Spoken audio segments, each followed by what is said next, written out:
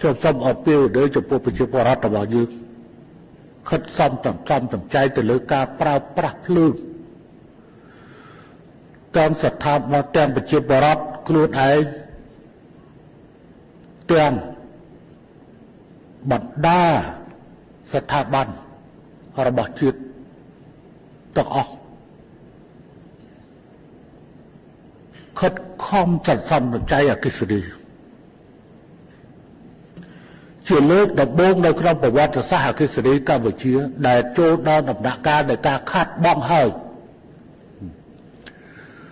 ប្រសិនបើរដ្ឋ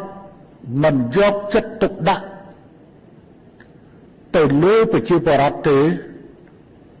មកនេះពេលនេះភ្លើងនឹងមានការឡើងថ្លៃ1 ជា 2ទៅហើយប្រទេសមួយចំនួនបានឡើងថ្លៃភ្លើងម្ដង2 ដងរួចស្រេចទៅហើយ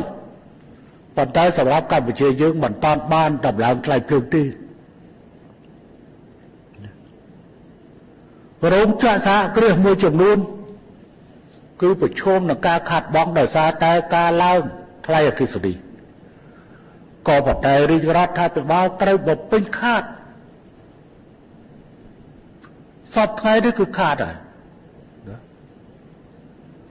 អារឿងពេលកូវីដប្រេងចុះថ្លៃ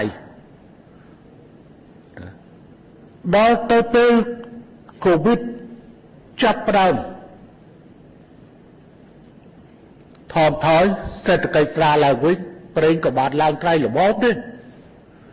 ប៉ុន្តែសង្គ្រាមរុស្ស៊ីអ៊ុយក្រែននិងការដាក់ទណ្ឌកម្មទៅវិញទៅមកធ្វើឲ្យប្រេងគេហៅវាបាត់ធម្មពលបានកើតពេញបន្ទុកនៅលើពិភពលោករួចស្រេចទៅហើយ